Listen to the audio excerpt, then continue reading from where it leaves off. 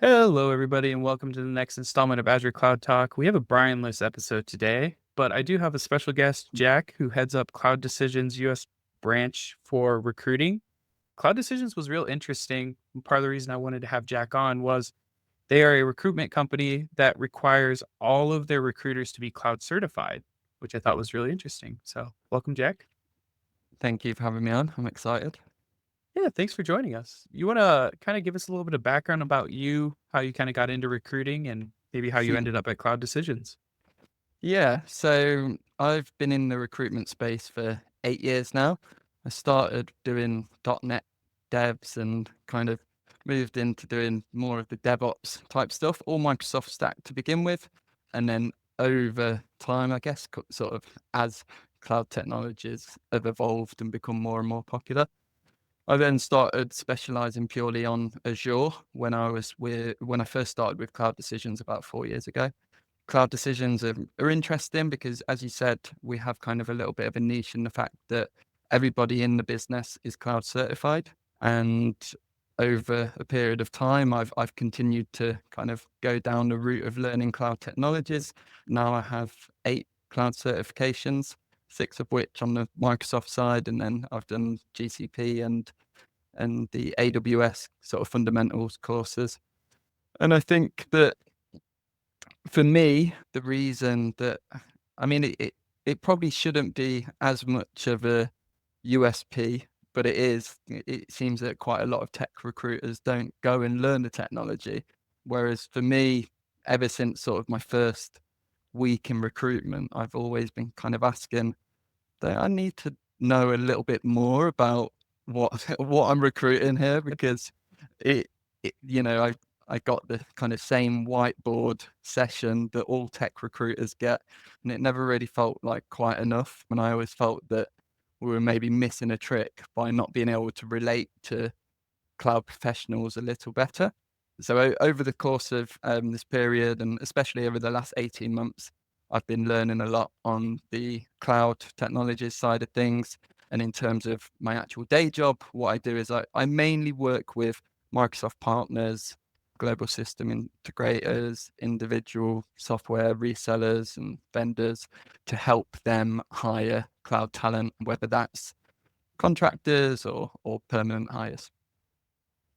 That's awesome. That's super interesting because I think, fun fact, you definitely have more certifications than I do as somebody who does the job more often. It's really interesting because I always tell people the joke of I remember my first career fair I went to, fresh in school trying to find an internship or maybe it was a job. I don't remember 100%, but I was talking to a tech recruiter, new must have been a newish one at the career fair for the college, and I was like, "Hey, so, like, what all do you guys do here?" And they go, "Well, I think I've heard the word Java before." And fast forward to the actual interview, like, they use JavaScript, so Yeah. not even remotely the same, or I have recruiters where you just wanna talk shop a little bit, be like, "Oh, can you even tell me what technologies we use?" And be like, "No, that's, like you have to talk to the tech guys. I'm just here to, Yeah. like, basically be the doorkeeper or, like, the bouncer to, like, check your ID and be Yeah. like, 'Yeah, you can get in,' or I've never really Yeah. understood it."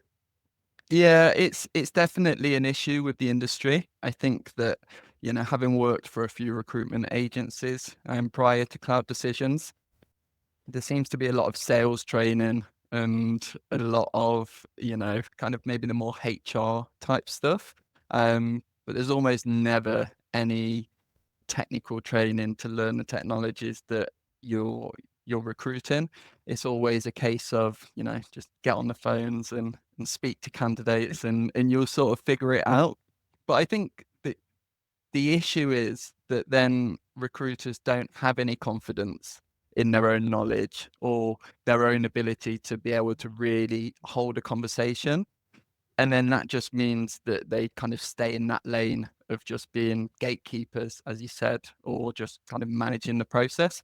And yeah, I've always felt that there's an opportunity to add an extra layer of depth. And, I'm certainly not an engineer. I certainly can't go too deep, but I can at least tell you what this role is and what this business does. And I can tell you whether your skills are going to be there or thereabouts. And I think that's a huge thing with I think you've kind of talked about trends you're seeing in the industry. I've had people reach out too where they like want to build that relationship because like, okay, maybe I might won't get you your next job, but maybe I'll get you the job after that. Or, who Hmm. knows when I'll be able to help you. But to your point, if you don't know fundamentals like the difference between Java or JavaScript, or if you don't know the difference between uh I don't know, Oracle, AWS, Azure, like how are you really gonna help me be on the lookout for my job other than like headline title matches headline title? The job function could be entirely different, but they said Azure, you have Azure, we'll pick you Yeah, up and yeah, drop you in and be like, I don't do what you want me to do over there.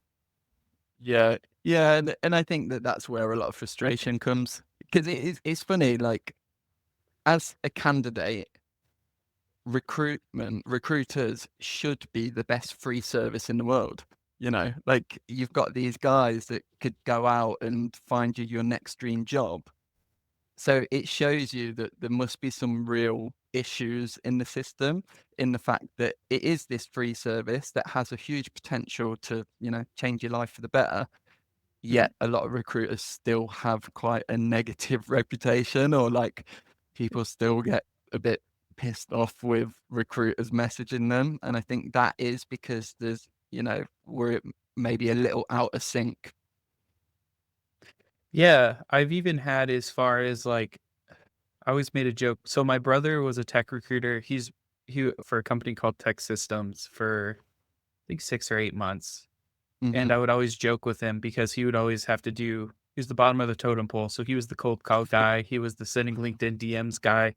Yeah, And I yeah. said, it's funny because at all the big companies, like you have the big recruitment agencies, everybody who'd messaged me on LinkedIn worked for the company like less than 6 months. Hmm. And then if you were like, oh yeah, tell me more about this job, they'd be like, oh, send me an email and I'll loop in my supervisor. It was like a total just like cold call sales farm kind of thing. And I'm like, I'm good. Like I don't really care that much. It was more just and then knowing that you just completely handed me off immediately, it's like, okay, you're just emailing everybody or LinkedIn Mm. DMing everyone. Yeah, a It's lot of the strategy is it's a numbers game. yeah, Reach out to as many people. But again, this is where, like, I know I'm probably going to continue to bang this same drum throughout this entire conversation, but I do really think that they're kind of missing a trick, because, as you just mentioned about people being there less than 6 months, the turnover in recruitment is crazy, because it's a really tough job, because you've got to manage lots of different people. You've got to get comfortable with rejection and all that kind of stuff. But it will be a lot easier if people knew what they were talking about. So I just think that would help. for sure. How are you seeing kind of the trends go on? Like I know I used to follow a TikToker. He's not really on TikTok anymore, but like Dan from HR, who was like an HR consultant. I don't know if you're Mhm. familiar with him. No. He used to talk about like give out some resume tips, all this and that. But I'm just kind of curious, is the future these just apply all on LinkedIn for future jobs? Or are we like seeing a weird place now of like, are people even hiring right now? Like how do I if I've been one of the people, there's a lot of companies who are I think recently before the holidays laying people off. Are we seeing that job market kind of do the post holiday warm up or what trends are you Yeah. seeing in the industry right now? So I think clearly 2023 and 24 were tough years for lots of people working in tech. I think obviously after COVID, we had that huge boom where everybody and their dog got a pay rise. And, it was a great time to be a recruiter during that period. But then after, in kind of 23, 24, the market was really tough. There was sort of lots of layoffs. I think searching for jobs in 2024 especially is probably the year where I've heard the most frustration from candidates. I would speak to really, really good guys almost every day that were just applying for jobs and hearing nothing. And that's something that I'd love to get onto, because my opinion on the kind of job boards and the way that works these days is it's just become so overcrowded and inefficient that I just don't think that's the optimal way for businesses to recruit. But in terms of where the market is, I am going to say quietly confident that 2025 is going to be a significant improvement. I think I was sort of starting to see signs of that at the back end of last year. Obviously, the holiday period sort of got in the way of that bounce. But then since I've been back, the last couple of weeks for me, things have really started to get a little busier. I'm getting in quite a lot of contract type work. So people are clearly winning projects, maybe not fully confident to go out and hire full-time staff, but they need quick resources off the back of wins. And I'm also getting cloud businesses asking me for sales guys. And usually that's a really good barometer of the fact that there's a little bit of confidence returning to the market, and people want to get out there and start making sales. I think one last kind of point that I would share on the state of the market is back in, I think, August 2024. I think the unemployment rate in tech in the US was up at 6%, which is really high. And I think in December it was down to 2.3%. So we're certainly seeing that things are moving in the right direction, and fingers crossed this will be a good year.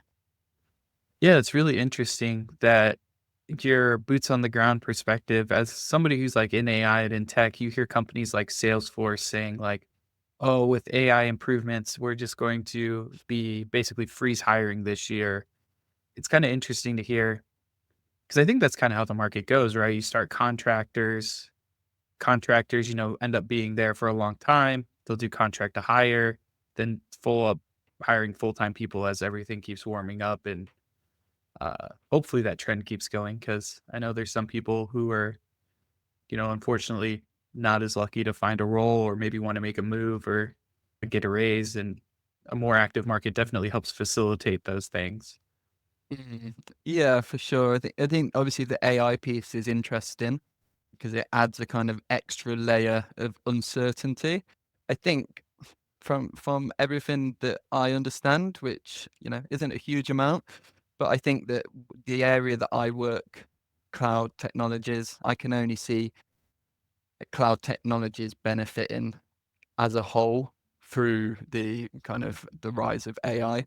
I think that if you look at the startup space at the minute, there's so many companies that are using services, everything is hosted on the cloud. I think that Mhm. we're seeing a huge amount of kind of investment in high power compute and edge computing, and there's lots of conversations around hybrid is back on trend.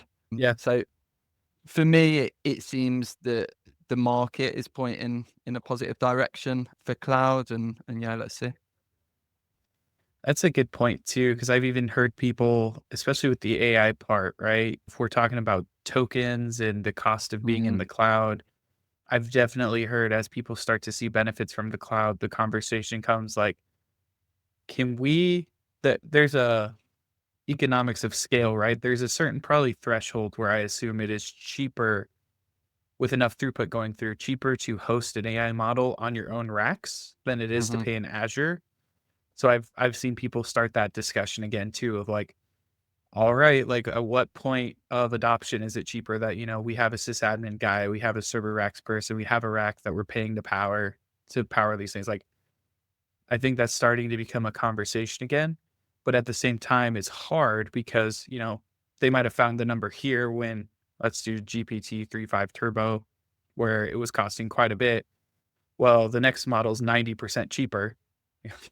So we've hit this threshold. Now it's 90% cheaper. So our usage needs to grow by 90% to make that justification a reality again. And then to your point, startups in this space are crazy. Could you hire and keep somebody who uses machine learning AI to like build and host your model for you? Like that would be a costly thing right now in this kind of job market where I get LinkedIn DMs for all the this, that, and the other random AI startup that's out there and mhm. give them a video and they'll write you a blog post. Give them an idea and they'll write you a blog post. Give them your website and they'll write you like doing all these random things that are like, these are cool.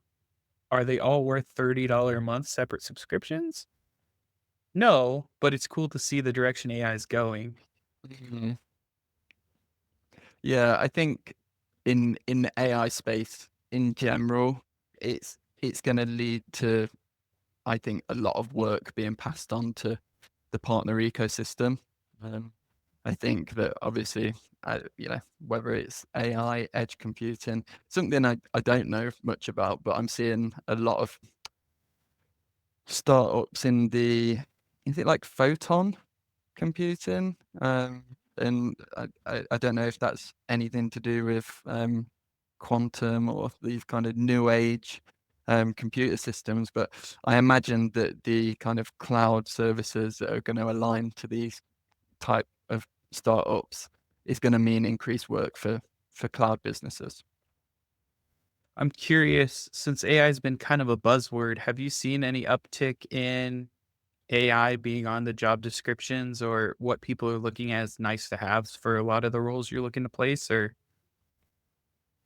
I would say not so much. I think that what I've seen with AI in the cloud space specifically is where we are is that my advice to people and what companies are speaking to me about is we're really at the point where it's great if anyone they're hiring has an interest in AI, but I think the most practical use at the minute is tools like Copilot or coding assistance. I think Mhm. that's really where I'm seeing kind of the rubber meet the road when it comes to what businesses are actually looking for and interested in at this point. I think when it comes to kind of enterprise scale adoption for AI in the cloud space, I've not seen a lot personally. It's not something that my clients are asking me to go out and look for. I do envision that it will be, and my advice to anyone is certainly to start having to play around with it and kind of get ahead of the curve, because I do think it would be a huge competitive advantage because, even if you're in a business and you start learning, cloud AI services on the side, at some point you're going to become a very useful asset within that business. That's kind of similar to what we're seeing is a lot of companies or clients we work with are in that we hear AI or die, it like being propagated in the media or, all the pro AI, news articles and op-eds. But I think the fact of the matter is, um, some companies started using AI for itself. And I think Mm, towards the end of 24, a lot of those companies were more or less complaining of like, we're in the trough of disillusionment. Like it's not, our shareholder price didn't just triple because we used AI because they weren't using it to solve real problems, right? So I think we're seeing slow adoption at some mm, places and people building more proof of concepts and kind of like you said about the market itself, cautiously optimistic mm, that AI will help them. And I think as we get more and more solid like use cases, I think chat with your data is a great one. But to your point, like Microsoft sells just an off the shelf solution for that now.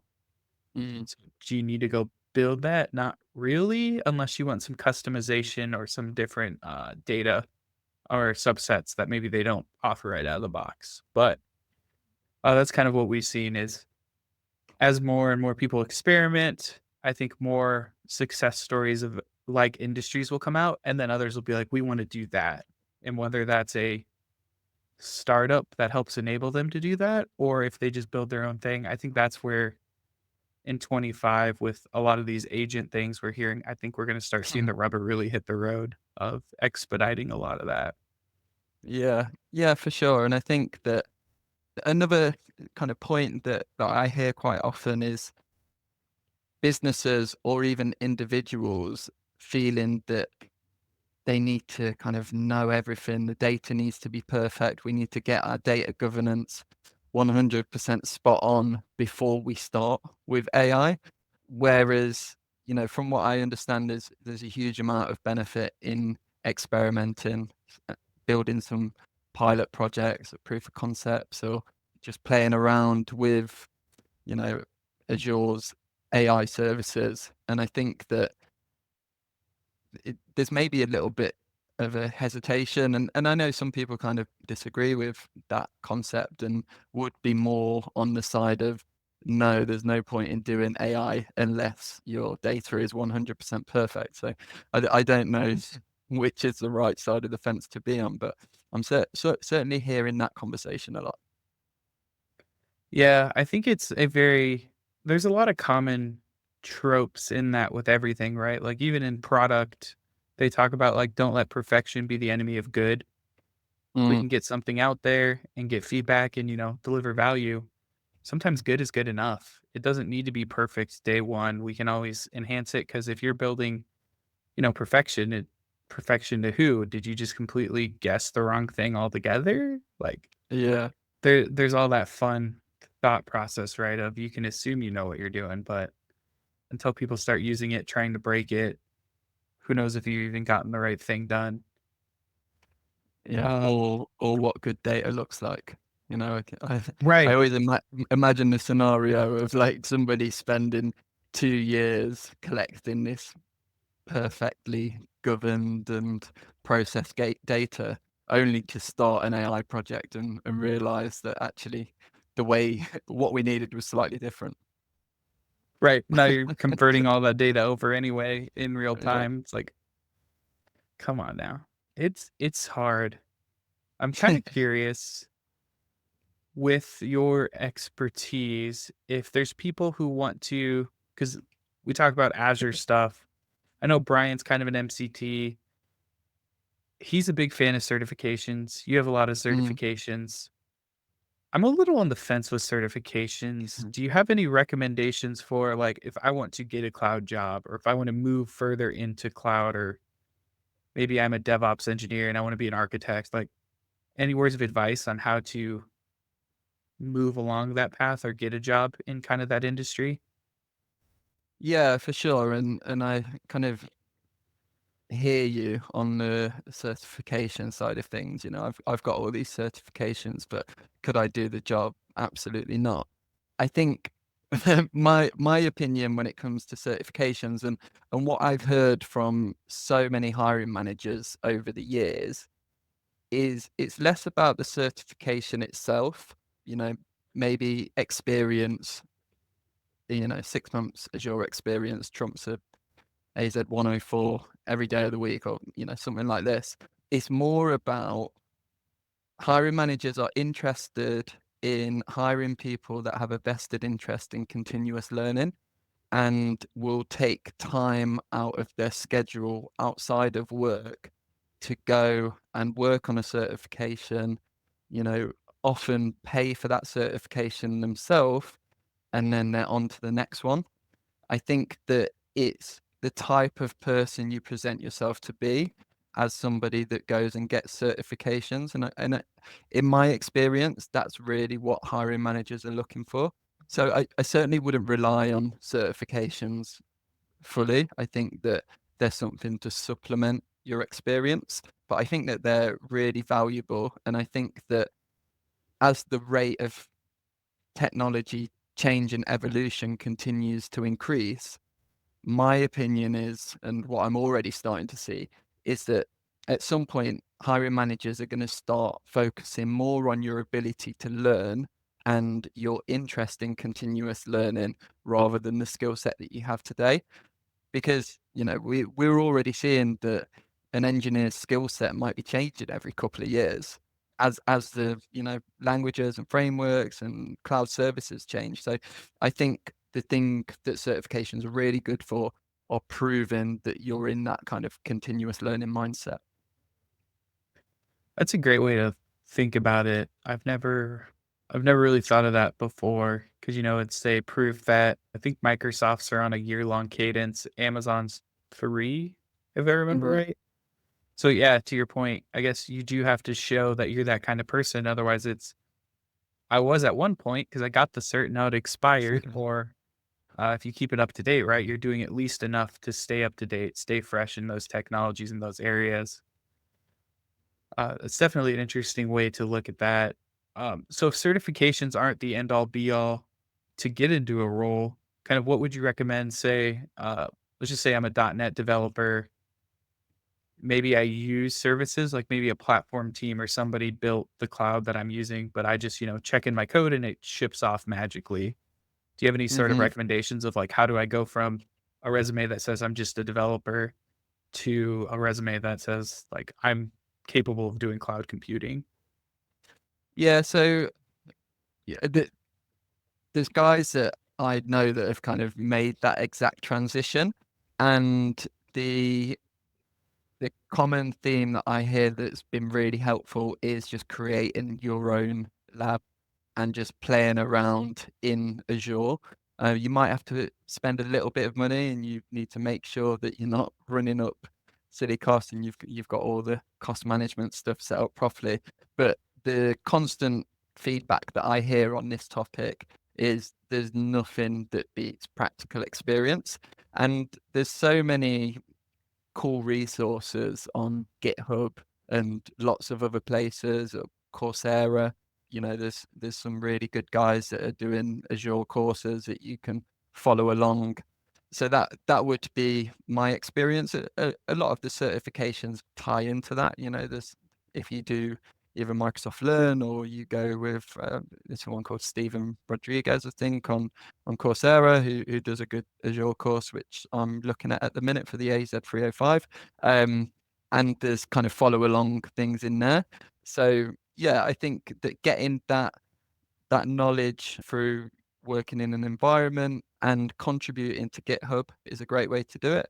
And then I think whatever your current place of work is, it's very rare that an employer is going to be, you know, is not going to be interested to hear that you're open to, picking up some extra work in on the DevOps team or on the cloud team, or even if it's on the support operations side of things, asking the question, is there any way that I can pick up a few extra responsibilities?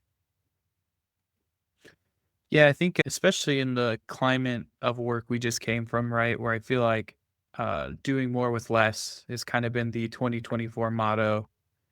If you have an employee that's asking, hey, can I help out more? Can I do a little more? Can I learn something else?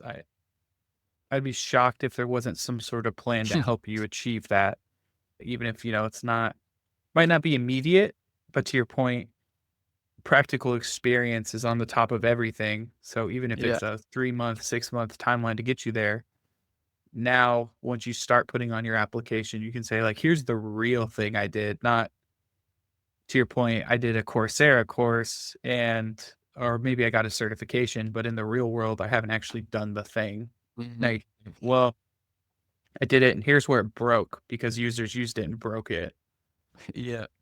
Yeah, because of course, that's the problem that probably all of us have faced at some point in our career. Or how can I get the experience if I don't have the experience, and that Yeah. vicious cycle. So I think if you can figure out a way to gain some experience in your current with your current employer, then that's great.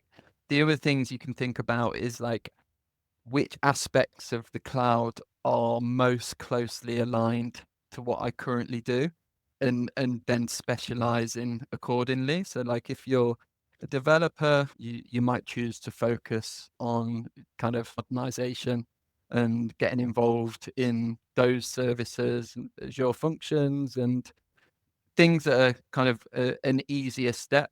It could be the same if you've kind of got a strong focus on security, and you want to make that transition. And I think especially where we are today in this kind of methodology of DevSecOps, and that I would concentrate on finding something that most closely aligns to what you're already doing, and then set about a plan of heading in that direction. Yeah, I think that's all great advice. I think the other thing you touched on too was if you do the home lab thing, put it on GitHub, like show and brag, for lack of a better term, about what you're doing, what you're learning. Post it on LinkedIn, post it on different things, like just show them. So, it's easy to say, well, I spent 6 months to get a certification. It's like, cool, that's awesome. But saying I spent 6 months to get a certification and here's all the demo stuff I did too, like those people might have done the same amount of work, but the person that documented it all and put it on GitHub and all Mm. that looks like they did more. Looks like they, were more involved than like, I got a badge at the end. Like, Yeah. and really, you're not doing much more work other than just documenting everything you tried, right? Uh, this helps set you up for Yeah, that next transition. for sure. And but as somebody who kind of did this myself, like the way that I went around learning certifications, probably like, if I was to go back and do it again, I probably would have done it more practically. But I guess I was focused more on passing the courses and just retaining information. And Yeah. that's why I know that I could never actually translate that into, doing the job. Whereas and maybe a lot of people take the approach that I took. You kind of just work through Microsoft Learn and you follow along on the labs that are in there. But for the most part, like I was just absolutely hammering practice exam questions and doing that over and over again and watching John Saville videos, and that was kind of the bulk of what I did. Whereas I think that, yeah, like you said, if you decided to take more of a hands-on approach and you documented everything that you did on GitHub, not only would you have something to show for it from that perspective, you'd probably retain the information a lot better. Yeah, I know I give Brian grief because he did train me on some Azure certs, and I don't Hmm. have any other than the, 900. I took the 204, and I didn't pass it by, like, 2 points, and I was like, I'm not doing this again." Yeah. So I always give him grief about that because we'd go through some of the, like, standard training he has, right? But then we'd also go on a pivot of, like, "So you should do this because this." And we're like, "Well, what if I don't do it because that way? Like, what happened?" And we'd go up and be like, try it out in the Azure portal. We'd try all these different things and see, be like, "Okay, I felt like that day to day helped me more than just, Mhm. you know, when you have this problem." uh, you know, One question I remember explicitly was like, when to use an event queue, when to use a service bus, when to use an event bus, all these different, it's like, I'm going to Google that when I need to know it. But the exam wants you to Mm. be able to say, oh, because of payload size, you're going to choose this one over that one. It's like, when I go to use this in the real world, I'm going to Google it. I'm not retaining that. And even if I do remember, I don't want to make the wrong choice. So I'm going to Google it just for my own, you know, protecting myself from future decisions anyway. So I think it's Yeah. interesting, What but what do you think about that point? Like, in the real world, you would Google it, and then I guess with Copilot, like something that I've thought about, but I don't really know how it works contextually, is like, back in the day, IT infrastructure engineers actually knew the wires and the cables, mhm. whereas a lot of people that have just learned in the cloud don't know what the underlying infrastructure looks like. And then maybe in the future with Copilot, or maybe we're already there, cloud engineers will over rely on that assistance and then maybe not ever really know the underlying processes within the cloud. Do you think that's something that it will be the case that as as we progress, there'll be less level of depth to people's knowledge? It could be. I think there's also just uh, Azure's also a weird beast. So I tell people that like Amazon, and this will be relevant in a sec. Amazon gives you the Lego pieces to build whatever thing you want, whereas Azure gives you kind of like pre-built solutions, like already in a box. Mhm. Where that's great is I started in as a developer. I did the DevOps building our simple CRUD app that would host and run in Azure just fine. I don't know anything about cider blocks. I don't know much about networking other than, we need HTTPS, um, and certificates and like that kind of stuff. I'm able to deploy applications that can run and be successful, be secure, do all that sort of fun stuff. I couldn't go on Amazon, or I've done this on Amazon where it's like, okay, now I need to set up an equivalent infrastructure. I'm now worried about my like VPCs, my cider blocks, all this junk just to like have a backend that serves up a dumb request, right? Like Mm. to me, because of Amazon being the way it is, I don't see all of those pieces going away. The Mm, part that it really struggles with is then if you're seen as like a good Azure or cloud person, and then you have to help somebody debug like an on-prem issue, they'll pull you in because they'll be like, "Oh, you know what's going on." Like, I I've learned some things just from being in the trenches, like, mm, Wireshark to see requests and all that sort of stuff, but, like, there would be people there who would just be like wizards and, pull out all this, like, dinosaur-looking IDE or UIs of, like, these tools I've never even heard of. Like, "Oh, yeah, according to this, like, blah, blah, blah, blah, blah," and I think it really depends on how quickly or if companies completely move off on-prem, right? If we mm, never network, I think some of those skills kinda go by the wayside. mm, Just like DBAs, for example, right? Like DBAs used to be super prevalent. Everybody had a ton of them. Now they've kind of gone by the wayside. I would be I've heard from other people who were like on-prem network admins or like sysadmins that they've felt very hard pushed to the cloud at their companies. So like, you're here, now I need to be in cloud land. Because those are kind of the two cloud people I've seen is you have your developer who got frustrated by ops, so they're gonna go learn the cloud so that they can do their own stuff and not be held up by operations. mm, And then you have legacy operations people who probably rightly were concerned about their job, so they learned the cloud so they could stay relevant in the job market. Uh, mm, so is it going away? Maybe. Is there a problem with it?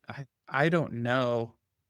As we start doing like more problem focused stuff, I'm not sure if it is because like I always make the argument too when people like want to write their own security policies or try to enforce their own stuff. It's like Microsoft, from a security standpoint, is has smarter people than probably what the average company does, just because of how much they can pay. They have security mm, researchers with like PhDs. They're attacked way more than they are. Everybody else is not everybody, but like some random small company. So they know what to see when they're being attacked. They start building countermeasures against that versus like maybe you have a password rotation policy that's like every 2 years or some other thing, right? yes.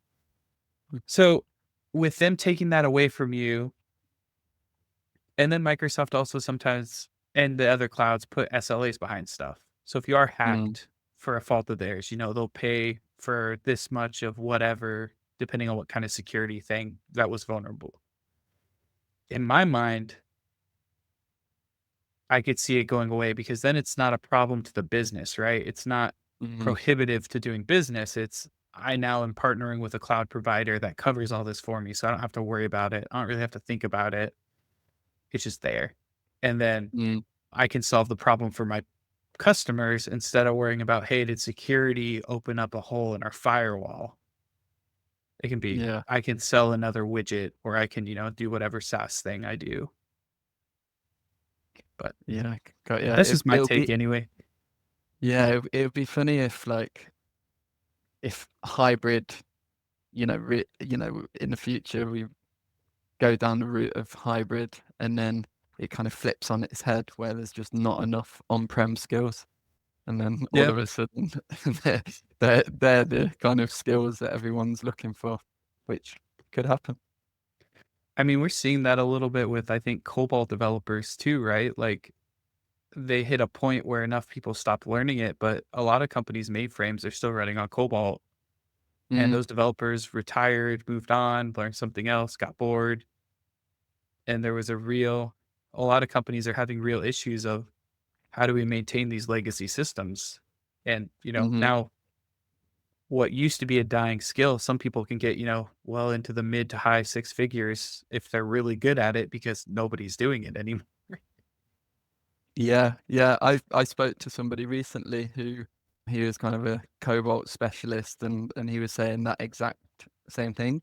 I mean, he probably had a bit of a biased opinion, but his perspective was that there's almost nothing better than the kind of cobalt mainframe way of doing things, and that a lot of businesses were too quick to adopt the cloud, and are maybe now scrambling back a little bit, and yeah, it's not something I know much about, but he was he seemed to be pretty sure that we'll see growth in that area, and he's getting quite a lot of interest in his skills there.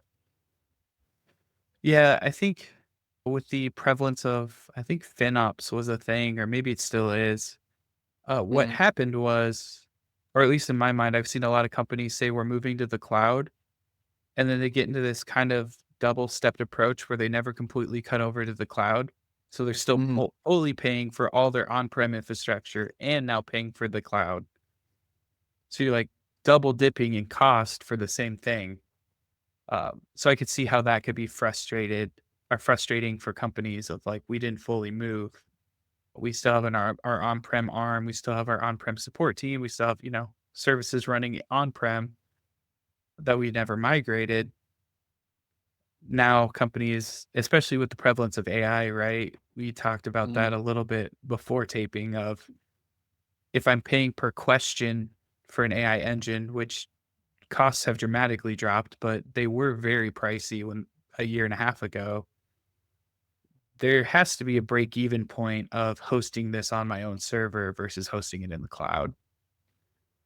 What that is, can you get the same power? Can you get good enough power through an LLM? I think those are all things that companies are going to have to determine and talk about. But to your point, if I now have a large language model running on my servers, I need staff to support that. mm. Yeah, for sure. It'll be interesting to see how it plays out. For sure. Is there any other links or shout outs you want to give before we kind of wrap the episode? No, I mean, you can catch me all over LinkedIn. I'm posting pretty much every day, and my content is all focused around cloud hiring advice and cloud job searching advice. I think that from my perspective, we're seeing a big shift in the job market. I think that the kind of traditional job boards, job advertisement approach is sort of not working anymore. And I think that the way that tech recruitment will be done in the future will largely be done around your digital social brand, networking, and certainly from my perspective, I've not put a job post up for 3 months, and I'm all the better for it. I'm not drowning in resumes anymore, and I think that yeah, a lot of my content is around that, around advice of how to build your brand, importance of building your brand, building relationships within the cloud community. So yeah, if anyone's interested, you can find me. I'm Jack Davies and work for Cloud Decisions.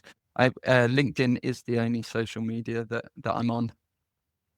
Awesome. I'll make sure to put that in the description and make sure you give them a follow. It's always interesting to see what you post on there and some of the discussions that come out of it. So I Mm, definitely recommend following him. And yeah, I think Brian would second that too. I know different episodes he's talked about all the best jobs he's had, he hasn't applied for explicitly. It's usually been somebody saying, "Hey, you should work with me," or "Hey, you should go work with my friend at this company. The skills that you have, I think, would work great there." So yeah, I could totally see that moving forward, especially with AI. And the next time you're on LinkedIn with an easy apply button, just click in the job and see. I bet the applicants are probably over the hundreds because yes. it seems like it's Yeah. getting crazy. Yeah, But for sure. I think it was an Azure DevOps role that I advertised a few months ago, and I had 600 applicants within 24 hours. And as well as that, I was silly enough to leave my phone number on my LinkedIn profile. So I think I oh had boy, 50, yeah, 50 voicemails, lots of emails, and yeah, cost me a couple of days, that one did. that's awesome. Well, thanks for joining us on this episode. We'll see everybody next week. Bye, Cheers, everybody. Alec.